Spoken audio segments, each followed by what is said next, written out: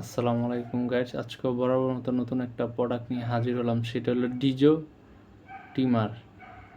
এটা আপনার সুবিধাটা হলো পাওয়ার বাটন আছে।